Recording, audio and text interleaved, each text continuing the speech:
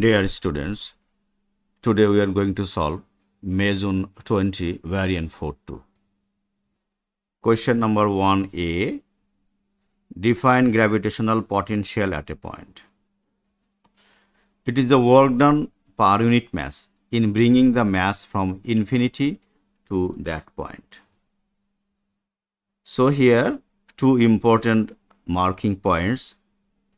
It is the work done and this work done per unit mass, and definitely the mass should be brought from infinity to that point, which can be also written as gravitational potential can be written as phi is equal to, according to definition, work done per unit.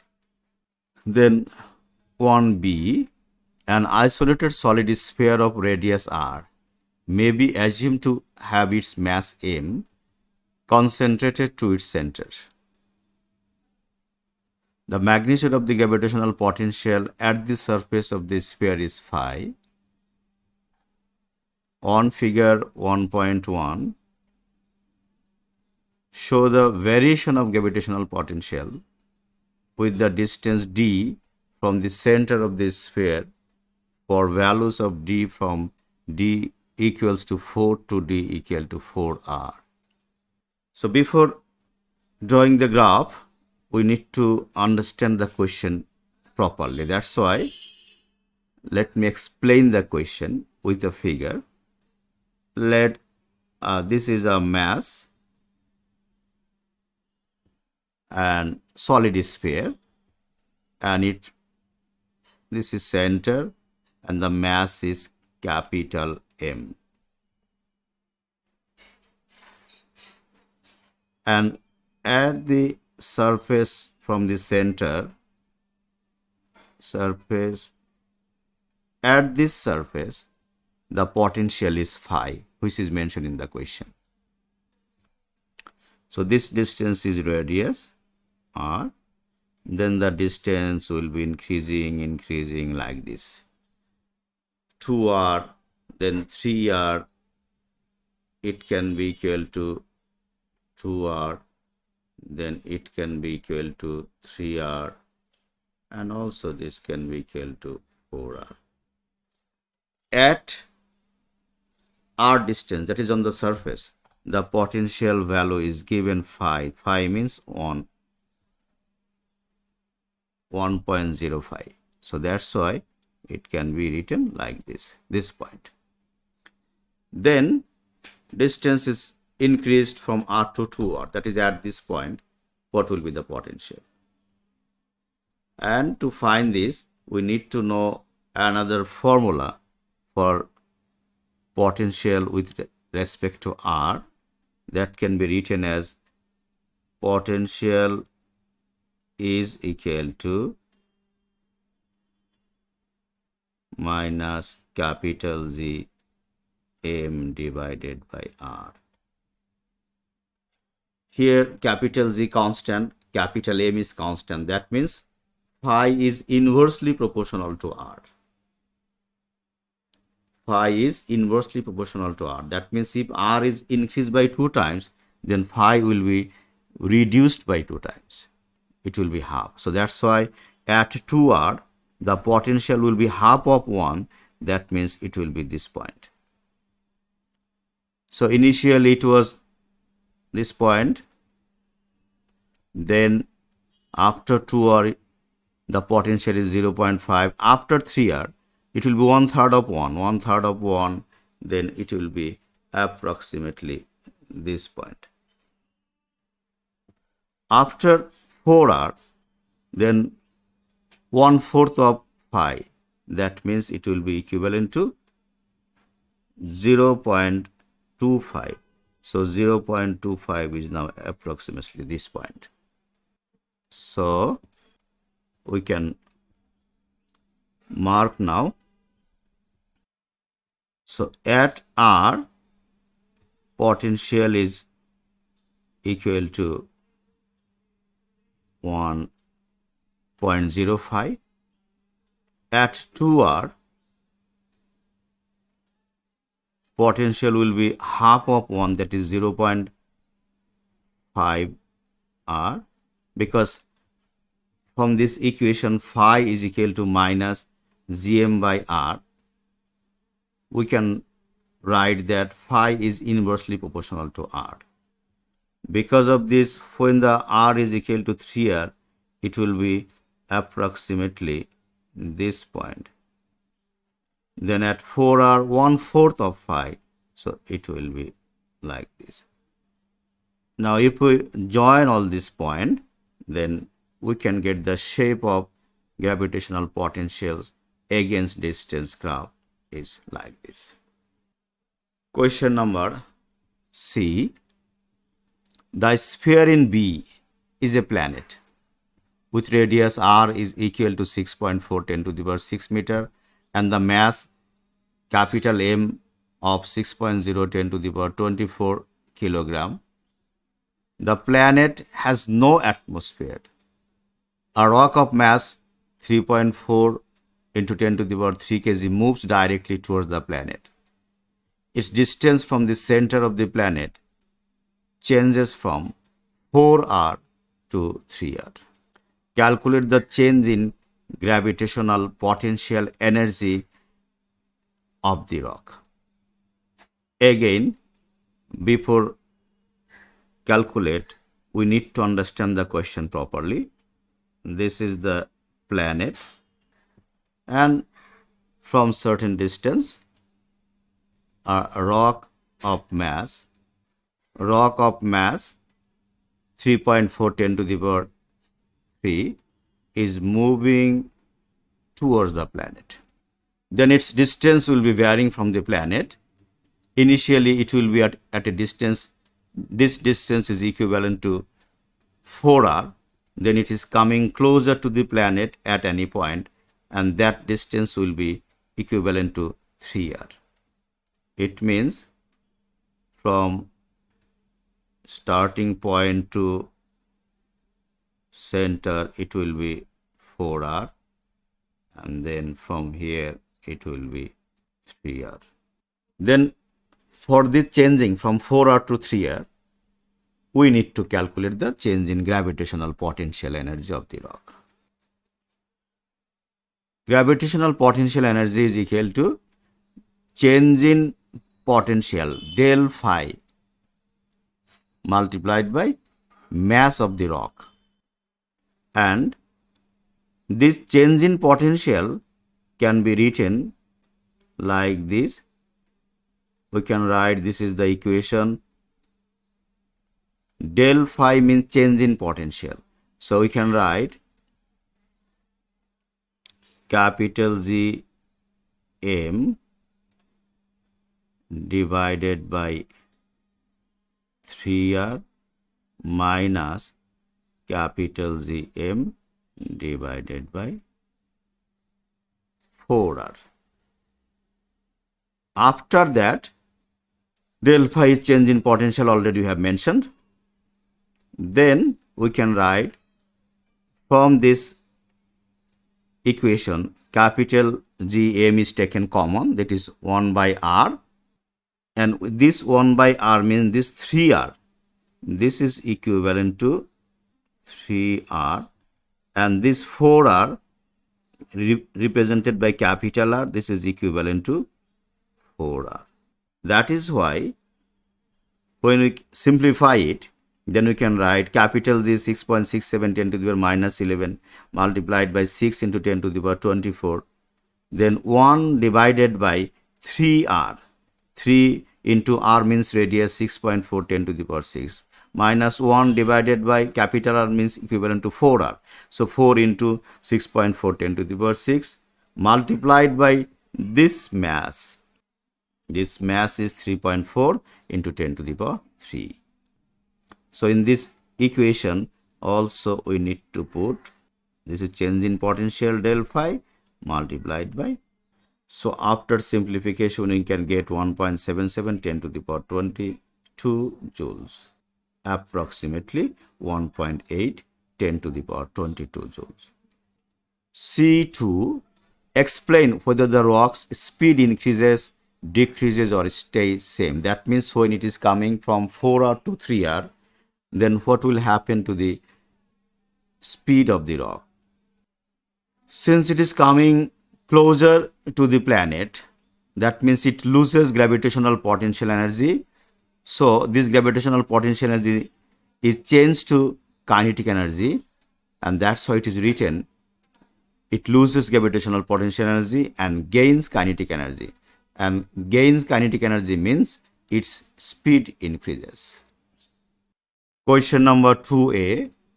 A square box of volume V contains n molecules of an ideal gas. Each molecule has mass m.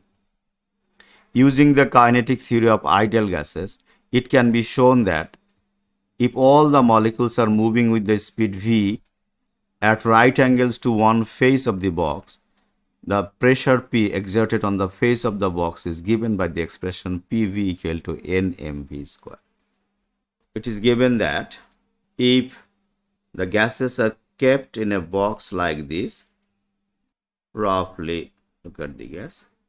So in this box, if there are n number of molecules present, there are one face, this is another face, and top face, bottom face, that means there are altogether 6 faces.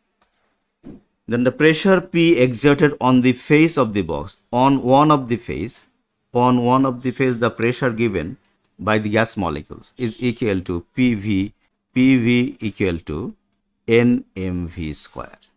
Then this expression leads to the formula, and from this expression the formula pressure equal to 1 by 3 rho c square can be written. And that is why you are supposed to explain how each of the following terms in equation 2 is derived from equation 1. That means how from this equation 1 the equation 2 can be derived. In that case, number 1, in place of rho we can write mass by volume, but there are n number of molecules. That's why the total mass is n times mass divided by volume. It means nm by v can be written as density. So from the main equation, that is equation number 1, we can make P as a subject like this. P is equal to nm by v, that means volume, into v square. So this nm by v, look at this, nm by v can be written as rho. Then why 1/3 is given? Total number of molecules are n, but on one phase 1/3 of the molecules hit the wall. That's why molecules have velocity in all 3 dimensions. So only one direction is taken. One direction is taken means on one phase and its opposite 1 by 3 molecules are hitting. That's why 1 by 3 is written here. Then what is c square? C square, and then this sign represent mean or average value. So molecules have different speed. All the molecules do not have speed v, they have different speed. That's why for all molecules it is considered the average of their square, which is called mean square speed. Question number 2b. An ideal gas's volume, pressure and temperature are shown in figure. The mass of the gas is 20.7 gram. Calculate the mass of one molecule. That means we need to find the mass of one molecule of the gas. Using formula PV equal to nRT, and here P is pressure, V is volume, N is number of mole, capital R is molar gas constant, and T is temperature. Putting all values, pressure, volume, then 8.31 is value of capital R, which is taken from the formula sheet. Then T is 17 degrees Celsius is changed to Kelvin. Then small n is equal to 0.75 mole. 0.75 mole is equivalent to 0.75 multiplied by 6.02 10 to the power 23 molecules. Capital N is number of molecules. 1 mole is equal to 6.02 10 to the power 23. That's why 0.75 mole means multiplied by 0.75 with 6.02 10 to the power 23, and here also it is written that 1 mole is equal to 6.025 10 to the power 23 molecules. So after finding total number of molecules, then we can write 4.5 10 to the power 23 molecules, that is total number of molecules, is equivalent to 20.7 gram. So one molecule is equal to then 20.7 divided by 4.5 10 to the power 23 unitary method, which is equivalent to 4.58 into 10 to the power minus 23 gram. So finally we can write 4.6 into 10 to the power minus 23 gram. Question number 3. By reference to the first law of thermodynamics, state and explain the change, if any, in the internal energy of number A, a lump of solid lead as it melts at constant temperature. That means when the solid lead melts at constant temperature, then what happens to the internal energy? And we need to explain with the help of first law of thermodynamics. So first law of thermodynamics states that change in internal energy is equal to sum of thermal energy supplied and work done on the system. That's why it can be written now. Look at this. The atoms of lead increases space slightly, so there is a slight work done. When solid lead melts, then space between the molecule slightly increases. So space between the molecule slightly changes, that means increases or decreases, then there will be definitely some work done. The lead gains thermal energy from surroundings. Since it is melting, to melt any solid, definitely some thermal energy is needed. So that thermal energy is gained from surroundings. That means some work is done and also some thermal energy is gained from the surrounding. That's why the internal energy increases, because internal energy, according to first law of thermodynamics, is the sum of thermal energy supplied and the work done on the system. 3b. Some gas in a toy balloon, when the balloon bursts and no thermal energy enters or leaves the gas. Important thing to be noted, no thermal energy enter or leaves the gas. There is no change in thermal energy because no thermal energy is gaining or losing. But sudden expansion means work is done by the gas. Volume is increasing means work done by the gas. So the internal energy decreases. No thermal energy is supplied and work done by the gas means internal energy decreases. A dish is made from a section of a hollow glass sphere. The dish, fixed to a horizontal table, contains a small solid ball of mass 45 gram as shown in the figure 4.1. Look at the figure 4.1. This is the hollow glass sphere, part of this sphere, and this is the ball of 45 gram, which will be oscillating on this surface, curved surface. The horizontal displacement of the ball from the center C of the dish is x. That means this is the horizontal distance from the initial position of ball to the center C. Initially the ball is held at rest with distance x equal to 3 cm. That means initial position of the ball from C, horizontal distance, that means x is equal to 3 cm. The ball is then released.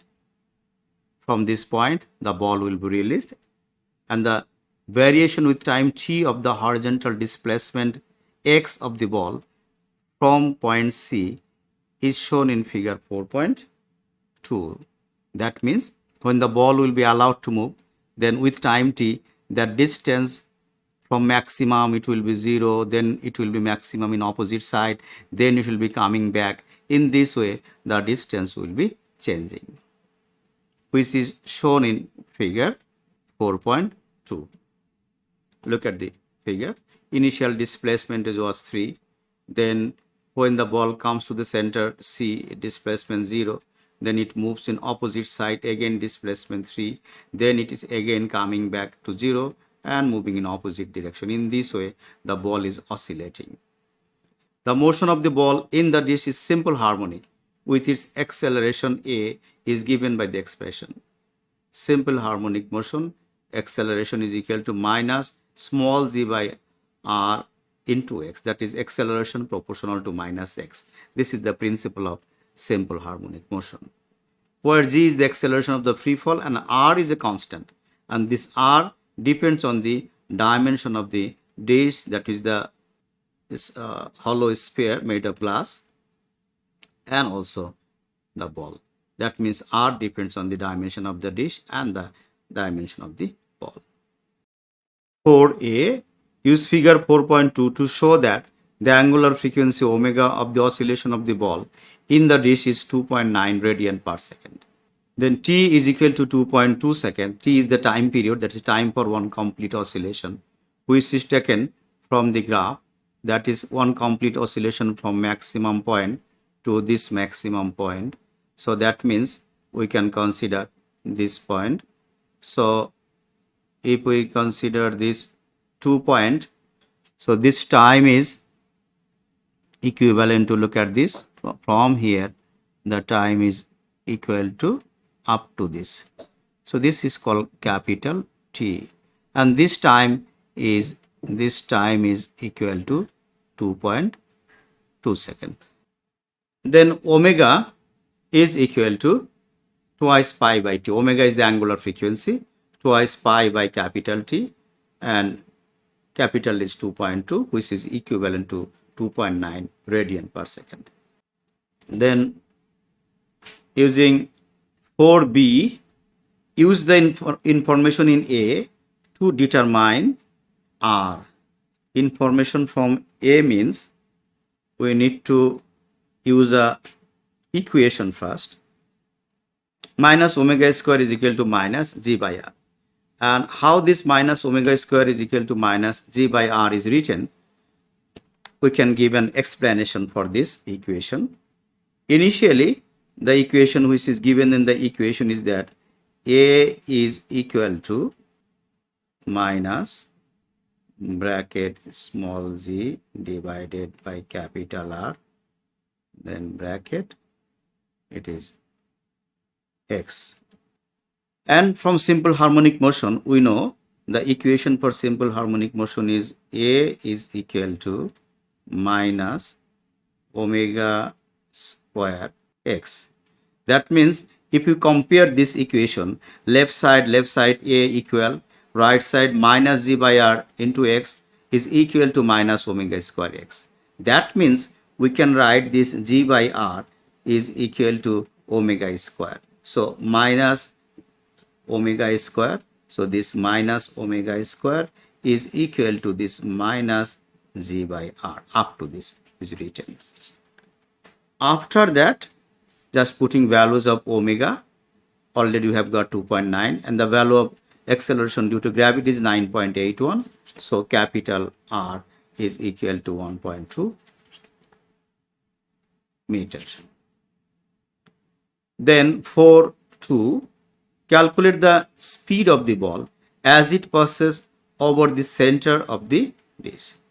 When the ball passes the center of the oscillation, at center of the oscillation, the speed is maximum, and formula for B maximum is equal to omega x naught. X naught means amplitude, that is maximum displacement. And here omega already we have got 2.9. Then maximum displacement is given in the question, that is 3 centimeter, that is 3 divided by 100 meter. After simplification, we can get 0.087 meter per second. Then 4C, some moisture collects on the surface of the dish. That means now this is little bit wet, some water is added, so that the motion of the ball becomes slightly damped. Because of the moisture, the oscillation is not free now, it is oscillate under some damping. On the axis of figure 4.2, draw a line to show the lightly damped motion of the ball for the first 5 seconds after the release of the ball. That means this is the initial equation was given, and this graph is given for not damping, free oscillation. But if damping is added, that means resistance is added, the ball will not be allowed to oscillate freely.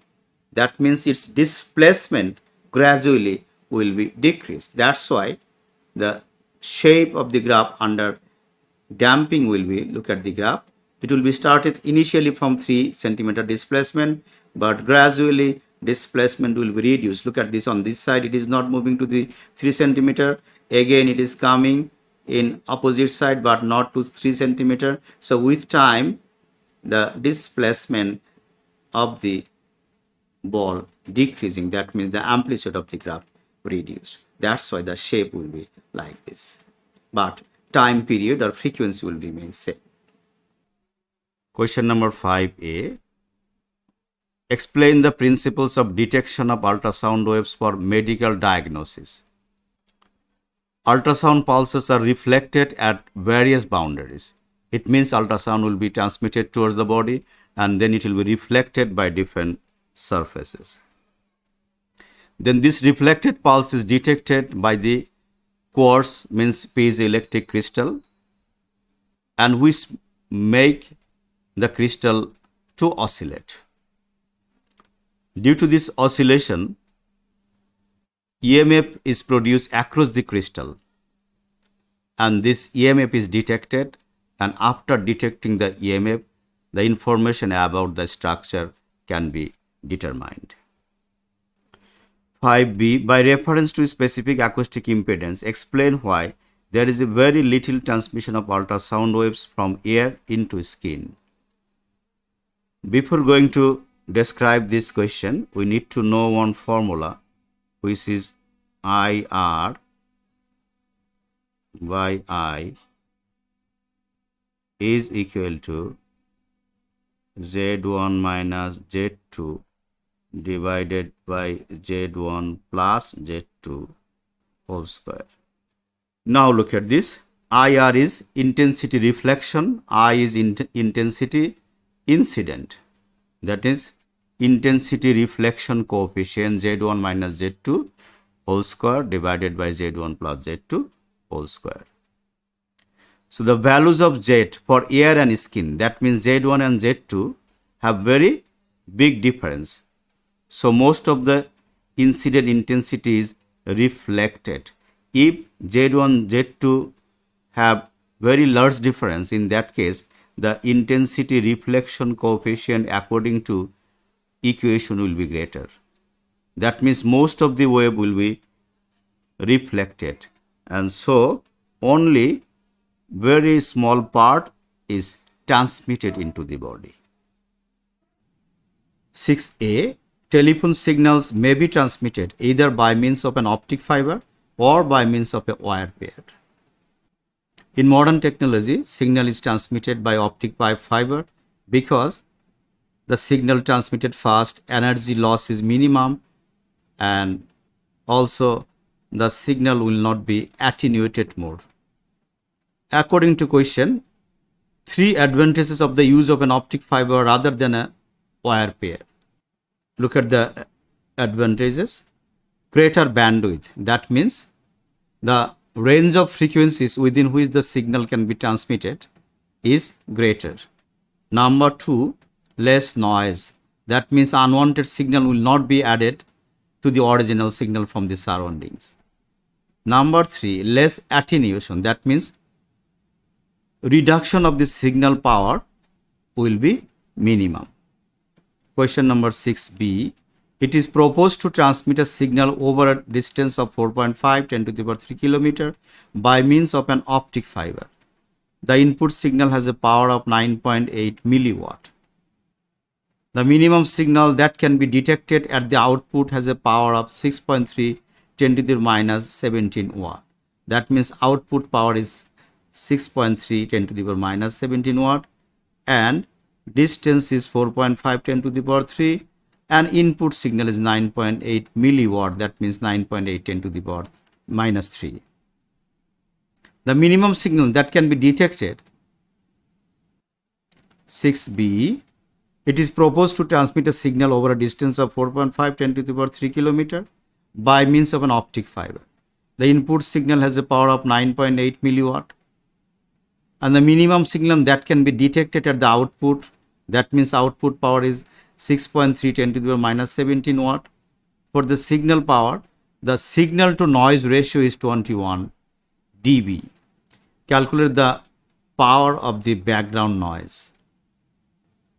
To calculate the power of the background noise, we have to use the formula 10 log power output by power noise is equal to 21. 21 means signal to noise ratio. That means signal to noise ratio is equal to 10 log power output by power noise. And the power output is given here 6.3 10 to the power minus 17.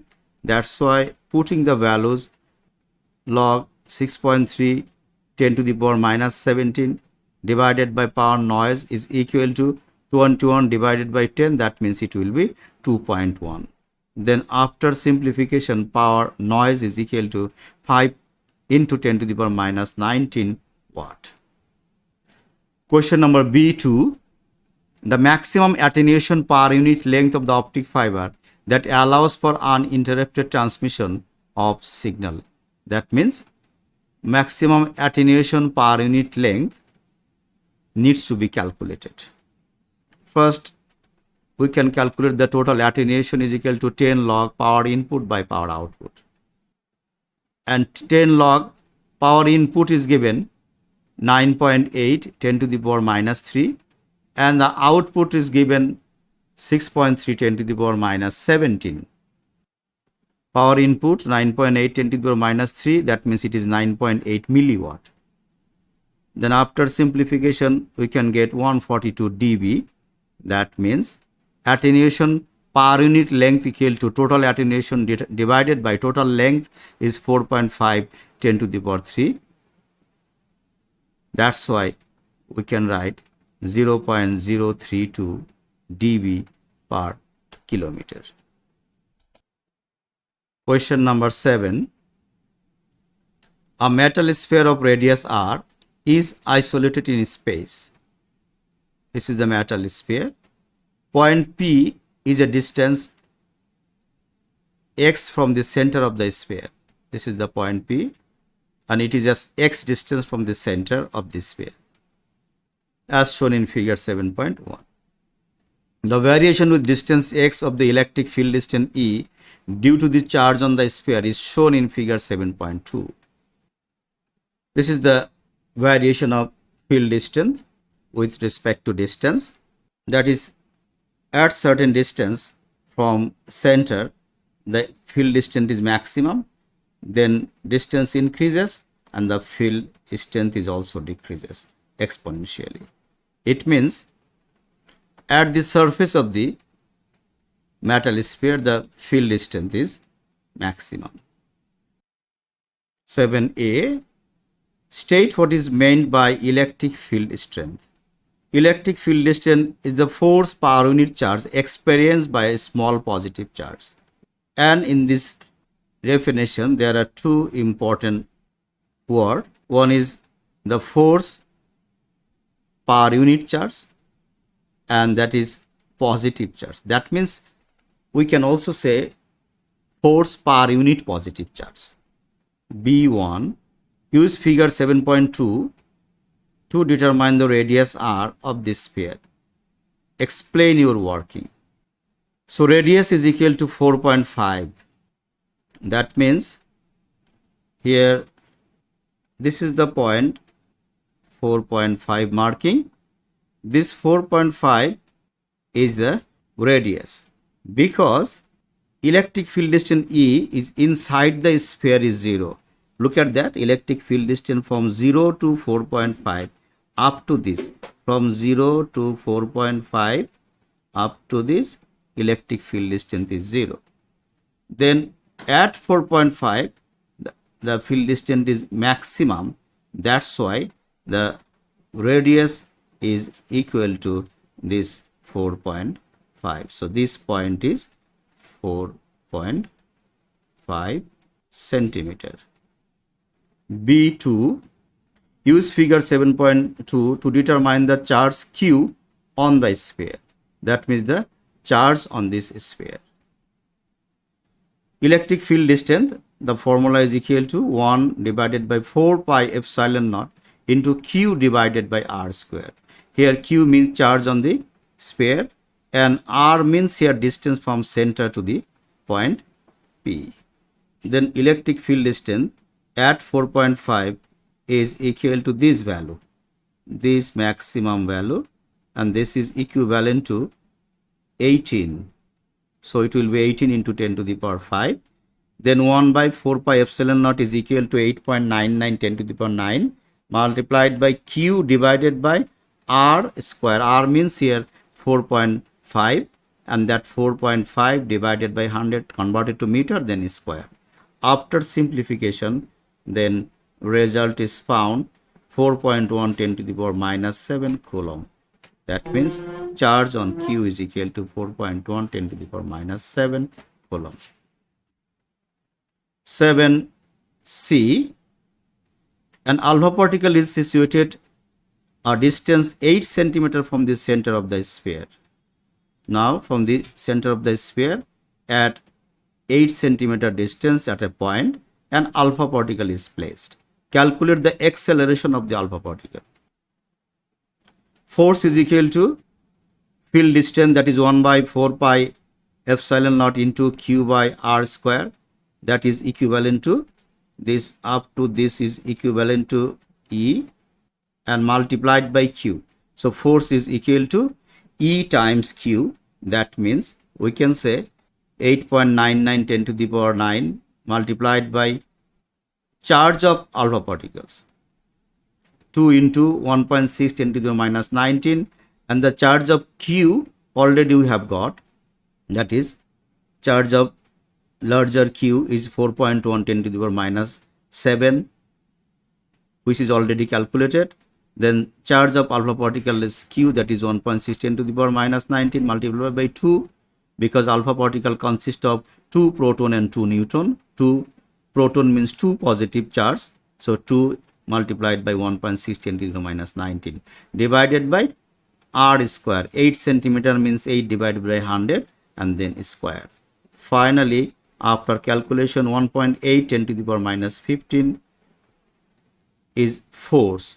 After that, use the formula F is equal to ma. A is equal to force divided by mass. Force is equal to 1.8 10 to the power minus 15, which is already calculated. Then mass of alpha particle is 4 AMU, that means atomic mass unit, 4 multiplied by 1.66 10 to the power minus 27. And this value is taken from the formula sheet. After calculation, we can get, so mass of alpha particles here 4 into 1.66 10 to the minus 7 kg, it is given here. After calculation, we can get acceleration is equal to 2.8 10 to the power 13 meter per second square. So acceleration is equal to 2.8 10 to the power 13 meter per second square. Question number 8. A. An ideal operational amplifier, usually known as op-amp, is connected to a load resistor. The op-amp is assumed to have infinite bandwidth and zero output resistance. State what is meant by infinite bandwidth. constant gain for all frequencies. So bandwidth means range of frequencies. So for all frequencies, if the gain of op-amp is same, then in that case we can say that op-amp has infinite bandwidth. Number 2, the effect, if any, on the output voltage of increasing the load resistance. Load resistance, that is output resistance. So this is the output resistance. If the load resistance changes, then what happens to the output voltage? No effect, because gain of op-amp does not depend on output voltage. 8b, a student designs the circuit shown in figure 8.1 in order to indicate changes in temperature of the thermistor T.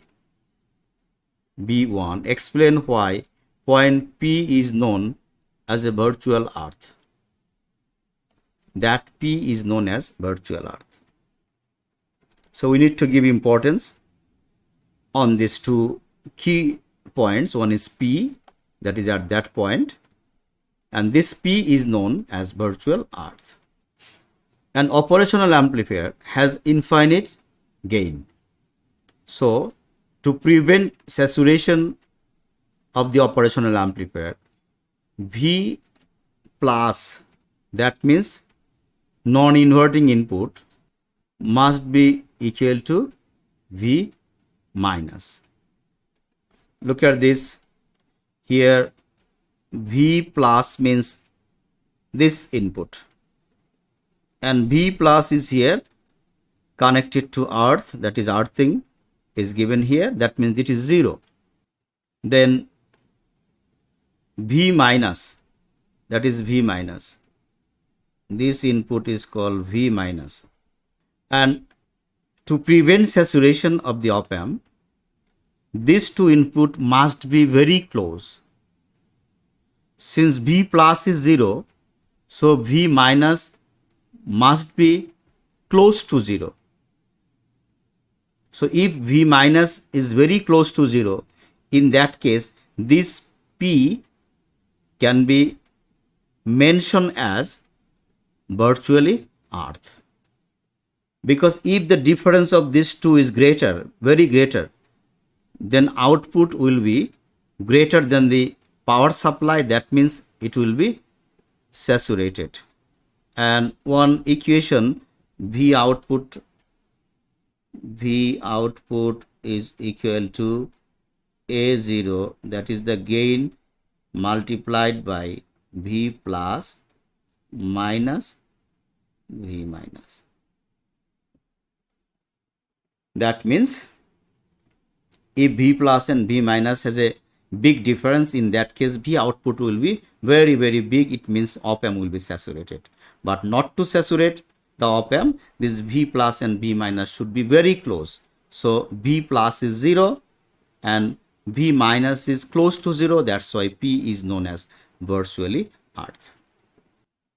So V plus is earth and V minus must also be equal to 0.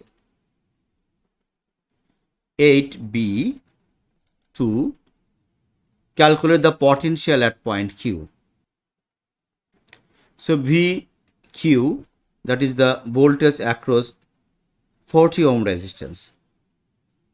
According to formula of potential divider, we can write 40 divided by sum of 40 and 110 multiplied by input supply, that is 1.5 volt.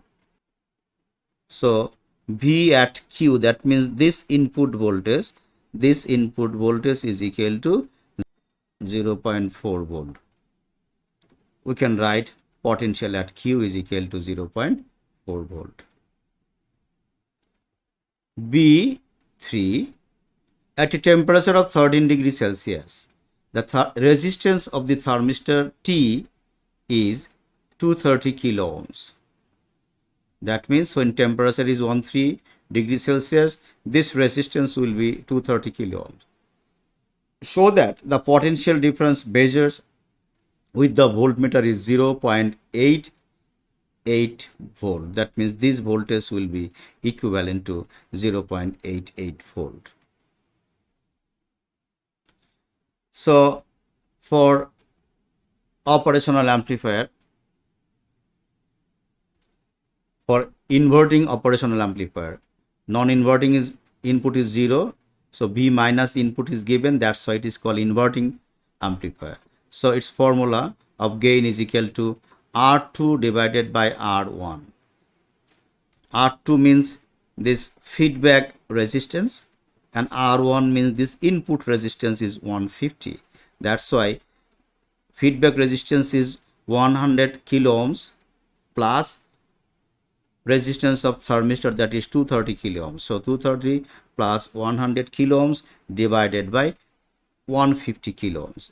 So this is the R2. So this is kilo ohms, and here also this is kilo ohms. And finally the gain will be 2.2. Then gain has another formula is equal to V output by V input. So we need to find this V output. So that's why we can write V output is equal to gain multiplied by input, and gain is equal to 2.2 and the input is 0.4. That means voltage across 40 ohm, that is at Q, is 0.4, already calculated in previous question. That's why we can get V output is equal to 0.88 volt. Then 8C, the resistance of a thermistor T in B decreases as its temperature rises, that is temperature of the thermistor increases, so its resistance decreases. Explain the effect of this change in temperature on the potential difference measured with the voltmeter. That means if this temperature rises, then what will happen to the output, that means voltmeter reading. Gain decreases. Look at the formula. Gain is equal to R2 by R1. That is R2 means this feedback resistance, that is sum of the resistance 100 kilo ohms and the resistance of the thermistor. Since resistance of thermistor decreases, that means value of the R2 decreases. So if R2 value of this resistance R2 decreases, this resistance is decreases, in that case we can say gain decreases. Now look at the formula. If gain decreases, then V output must be decreased. That's why we can say the gain decreases, so voltmeter reading also decreases. 9A, an electron is traveling at a speed v in a straight line in a vacuum. It enters a uniform magnetic field of flux density 8.0 10 to the power minus 4 Tesla. Initially, the electron is traveling at right angles to the magnetic field as illustrated in figure 9.1. That means electron is moving from left to right in a straight line. In this region, there is magnetic field which is perpendicular to the direction of movement of electron. The path of electron in the magnetic field is an arc. That means when electron enters the magnetic field, it is bending and producing an arc of a circle of radius 6.4 centimeters. Then state and explain the direction of magnetic field. Since electron bends downward, so using Fleming's left hand rule, if we consider magnetic field into the plane and the conventional current is opposite to the direction of movement of electron, then it bends downward. That means the electron bends downward for the magnetic field into the plane. That's why we can write force on path of electron is downward. So using Fleming's left hand rule, magnetic field is into the plane of paper. Since force downward, that is electron bends downward, then according to Fleming's left hand rule, a magnetic field is into the plane. 9a2 show that the speed v of electron is 9.0 10 to the power 6 meter per second. When the particle bends in magnetic field, then centripetal force is equal to magnetic force. That means magnetic force provides centripetal force. Centripetal force mv square by r and magnetic force bvq. B is the magnetic flux density, V is the speed of electron, and Q is the charge of electron. Then we can make V as a subject, V square and V, one V will be cancelled out. So V equal to BQR divided by M. Then putting values of B 8 into 10 to the power minus 4, which is given in the question. Charge of an electron 1.6 10 to the power minus 19, which is taken from the formula sheet. And then our radius is given 6.4 centimeter, that is 6.4 divided by 100, converted to meter. And the mass of an electron 9.11 10 to the power minus 31 kilogram, that is also taken from the formula sheet. Finally, we can get 8.99 10 to the power 6. That means approximately 9 into 10 to the power 6 meter per second. 9b. A uniform field is now applied in the same region as magnetic field. That means in this region there was only magnetic field. Now there is another field, that is electric field, is applied, and the electron passes undeviated through the region of the two fields as illustrated in figure 9.1. Due to magnetic field, the electron bends downward, which we have seen in 9a. Then after applying electric field in the same region, then electron is undeviated. Undeviated means then electron will not be now bending downward, because the electric field is giving an upward force. So this upward force given by electric field and downward force given by the magnetic field, when they are equal, then electron will be moving undeviated. Question number 1. On figure 9.2, that is in this figure, mark with an arrow the direction of the uniform electric field. And the direction of electric field is vertically downward. It means the upper part is positive and the lower part is negative. Electric field is from positive to negative. And we can just explain it here. In the question number 9a, we have seen, using Fleming's left hand rule, the path of electron bends downward like this. It is bending, after entering it bends like this. But now it is undeviated. It means the electric field gives a force upward. Electric field is giving force upward.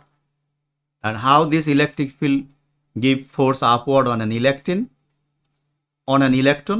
It is only possible if upper part is positive and the lower part is negative. In that case, this positive charge will attract electron upward.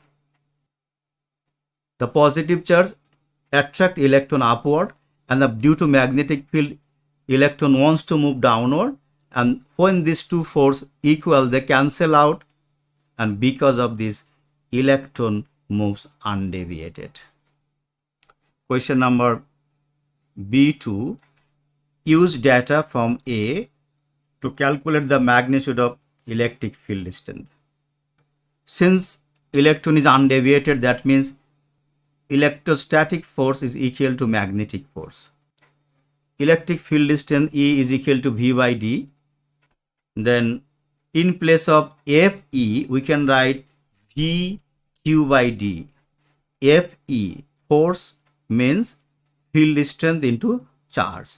And field strength here is V by D, this value is known as field distance, that is E. And that E is equivalent to V by D, which is multiplied by Q, equivalent to Fe, is equal to magnetic force BQV. After that, we can write this V by D means E. E is equal to B times V, because this Q and this Q will be cancelled out.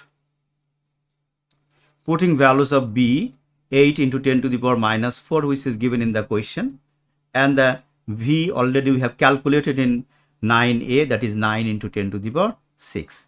After putting these values, we can calculate field strength is equal to 7200, that means 7.2 10 to the power 3 Newton per Coulomb. 9c, the electron in B is now replaced by an alpha particle. Electron move in the magnetic field and electric field. Now that electron is replaced by an alpha particle. Definitely alpha particle is heavier, traveling at the same speed v along the same initial path as the electron. Describe and explain the shape of the path in the region of the magnetic and electric field. It means alpha particle also passes through undeviated, because E by B is equal to V, which is independent of mass or charge of the particles. It means deviation depends on this relationship. Deviation depends on this relationship, that is V is equal to E by B. V is the speed of the particle and E is electric field distance, B is magnetic field distance, which is not related to the mass. That's why alpha particle, its mass is changing, and due to the change of mass, the deviation will remain unaffected. That's why still it will be undeviated. 10a, state Faraday's law of electromagnetic induction. The induced EMF is directly proportional to the rate of change of magnetic flux linkage. Since it is a law, that's why it must be written accurately, properly. And here two important points for 2 marks. One is induced EMF is proportional, another is with the rate of change of magnetic flux linkage. That means when magnetic flux linkage changes, then EMF is induced. 10b, a simple iron core transformer is used.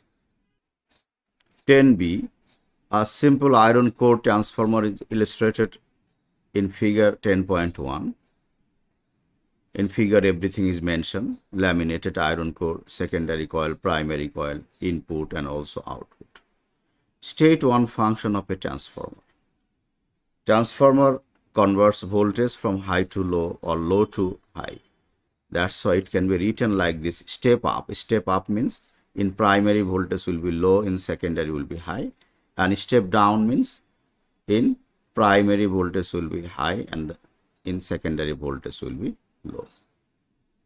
A simple iron core transformer is illustrated in figure 10.1. Same figure. A sinusoidal alternating current in the primary coil gives rise to a varying magnetic flux linking to the secondary coil. That means in the primary coil, in input, an alternating power supply is given. Alternating power supply means the current direction passing through the primary coil always will be changing. Use Faraday's law to explain why output from the transformer is an electromotive force that is also altering. Since in primary alternating current is given, that's why from figure we can take help to explain this question. Once current will be moving in one direction, and because of this, if upper part is north, then lower part will be south.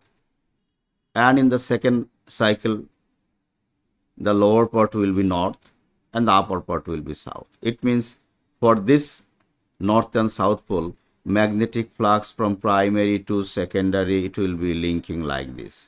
Look at the direction. But when due to change in current in the primary coil, this side will be north and this side will be south, then magnetic flux or field line will be moving from, it will be moving from this way to that. That means magnetic flux linking to secondary coil always changing. Since magnetic flux linking to the secondary coil changing and the rate of flux linkage also changing, that's why the induced EMF also will be alternating. Look at this.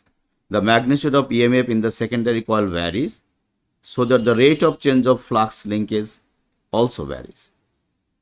As the flux reverse means, already I have explained here, that means once from magnetic flux is moving from upper part to lower part and then from lower part to upper part like this.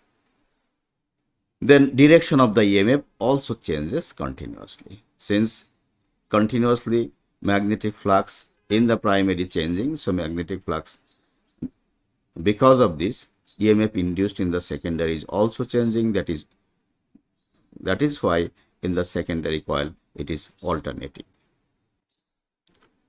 10b3, state why the soft iron core of the transformer is laminated. Due to change in magnetic flux linkage to the secondary coil, an EMF is induced. And due to that induced EMF, a part of current may pass in the iron core.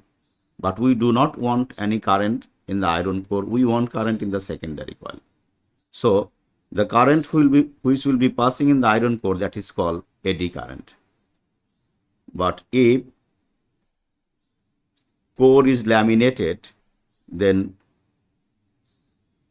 it reduces the power loss due to eddy current. That means when the core is laminated, in that case, due to induced EMF, current cannot pass through the iron core, and because of this, no energy will be lost, or energy lost will be minimum.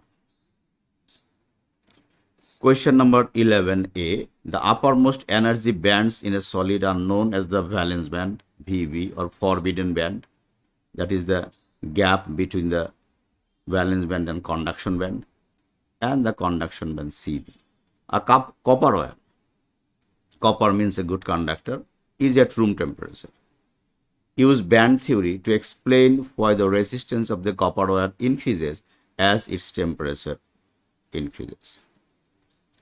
So before going to describe this question, we need to take help of a diagram. Look at this. Two band. One is conduction band like this. So this is conduction band. Since metal is a good conductor, that's why valence band and conduction band overlap. Because of this part, look at this, valence band and conduction band, one part is overlapping.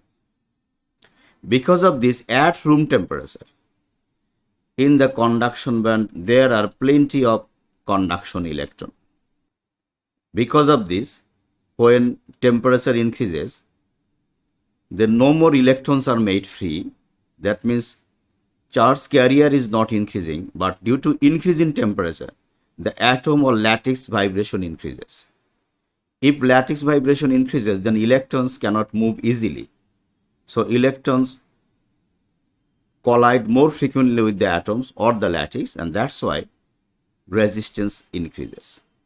Because of this, now we can write, look at this, as temperature increases, the vibration of the crystal lattice increases, which hinders or opposes the movement of electron, since the conduction band is already filled because of its overlap with the valence band.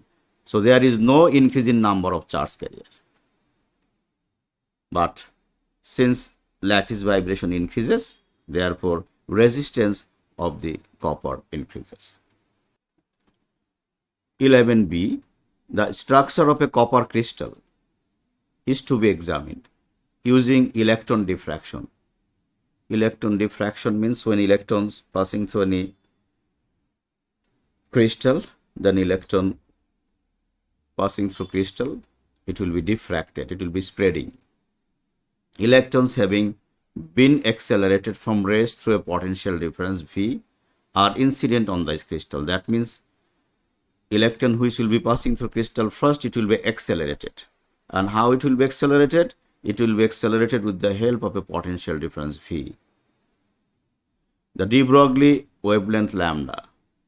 When electron moves with a certain speed, then beam of electron behave like waves, and the wavelength of that wave is called de Broglie wavelength, and its wavelength is 2.6 10 to the power minus 11 meter.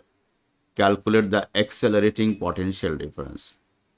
That means the potential difference which is used to accelerate the electron before entering the crystal.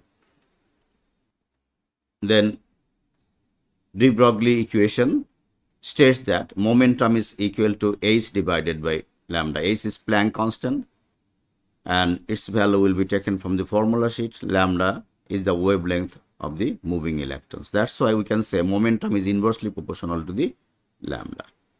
In place of momentum, we can write mv, mass time velocity, is equal to h divided by lambda. Then v is equal to h divided by m lambda. In place of h 6.63 10 to the power minus 34, this value is taken from the formula sheet. Then here lambda is 2.6 10 to the power minus 11, already given in the question, and the mass of electron 9.11 10 to the power minus 31, that is taken from the formula sheet. So v is equal to 2.8 10 to the power 7. That means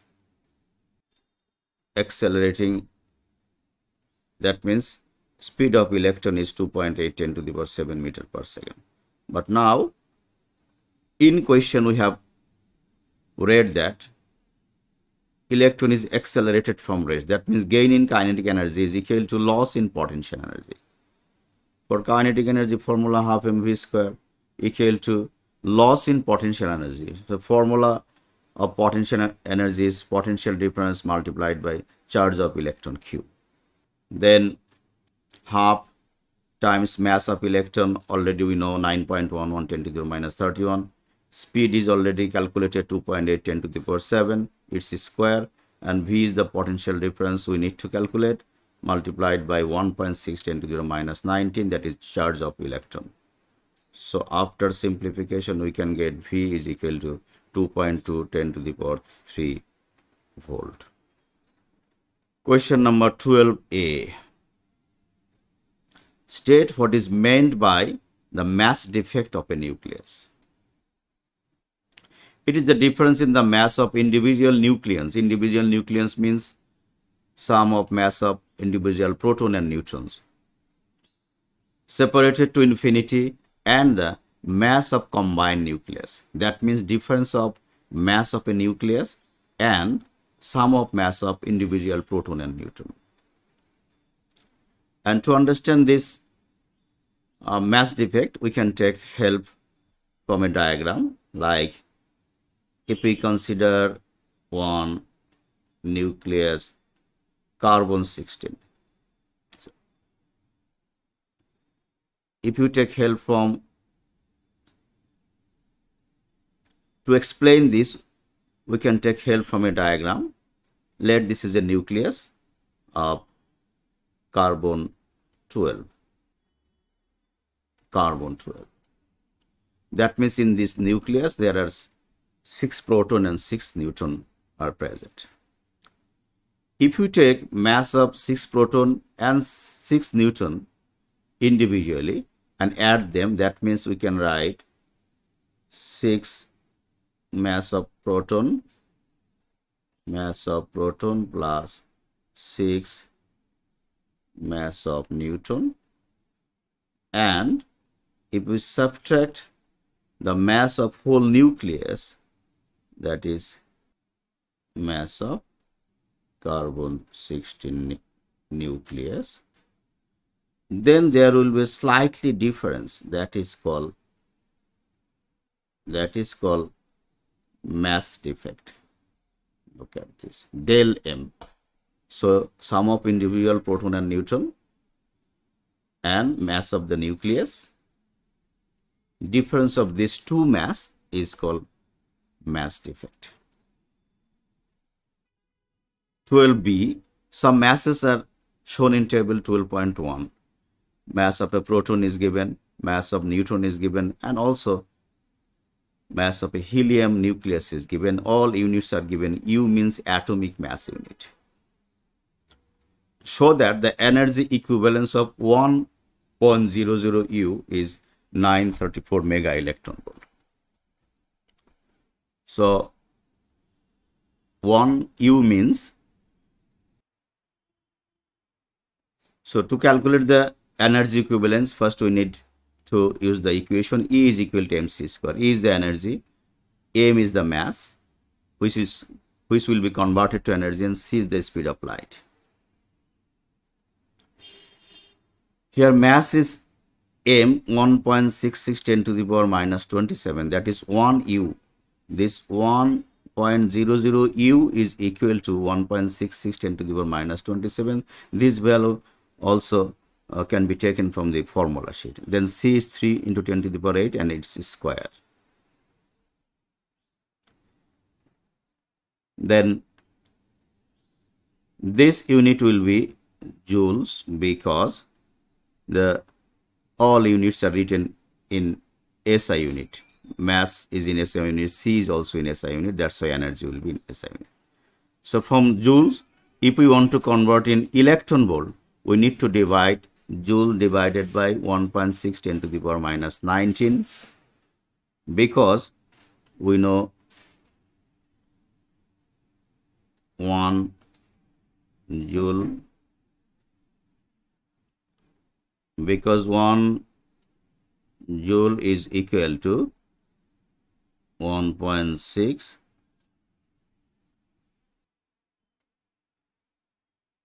1 EV is equal to 1.6 into 10 to the power minus 19 joules. That means if we want to convert electron volt to joules, we need to multiply it by 1.6 10 to the power minus 19. But if we want to convert joule into electron volt, we need to divide by 1.6 into 10 to the power minus 19. And this is converted to electron volt. So this is 934 into 10 to the power 6 EV. And after that, according to question, we need to convert it into mega electron volt. That means we need to divide this by 10 to the power 6. Then it will be 934 mega electron volt.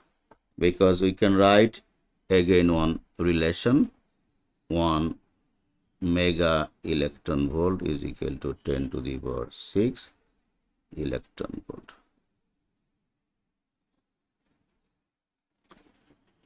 Question number 10b. Question number 12b. Some masses are shown in the table. Again, same masses, same informations are given. Then we are supposed to show the binding energy per nucleon of a helium-4 nucleus is 7.09 mega electron volt.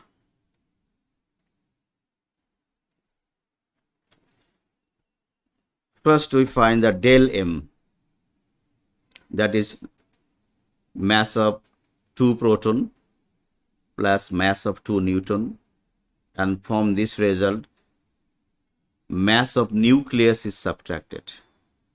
We know that is called mass defect,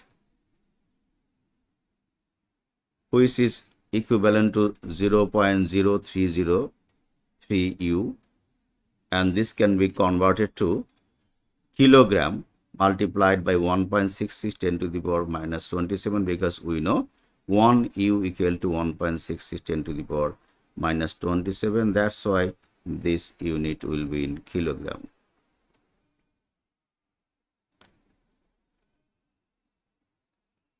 So equivalent to 5.04 10 to the power minus 29 kilogram. Then this mass defect or change in mass will be converted to energy using the equation E is equal to mc square. E is the energy, m is mass defect which is already calculated 5.04 10 to the power minus 29, and c square, c is the speed of light 3 into 10 to the power 8 and its square.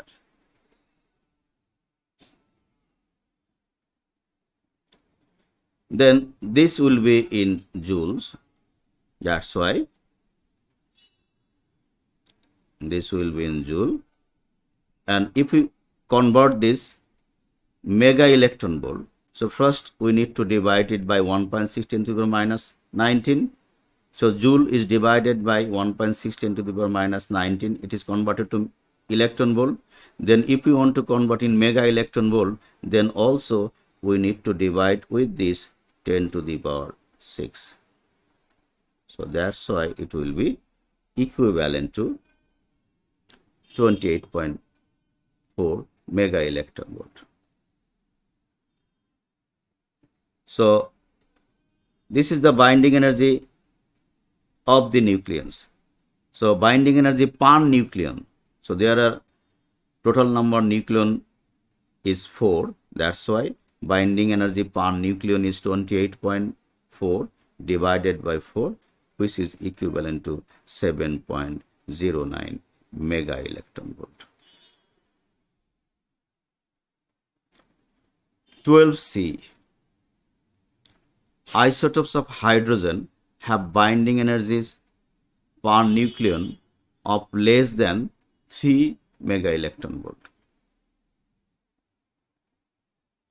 So binding energy per nucleon of hydrogen is 3 mega electron volt, but for helium we have got 7.09 mega electron volt. Suggests why our nucleus of helium-4 does not spontaneously break down to become nuclei of hydrogen. Then if you compare the binding energy per nucleon of hydrogen and helium, it is seen that binding energy per nucleon of helium-4 is greater.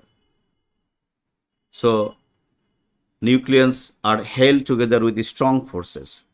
Because of this, it would require a large amount of energy to separate the nucleons in the helium. So it is very difficult for helium to break down. Follow us on social media: Facebook, YouTube, Twitter, Snapchat, Instagram, and LinkedIn. So don't be late. Enroll to your desired courses and let BizUs be the guide to your dream grades.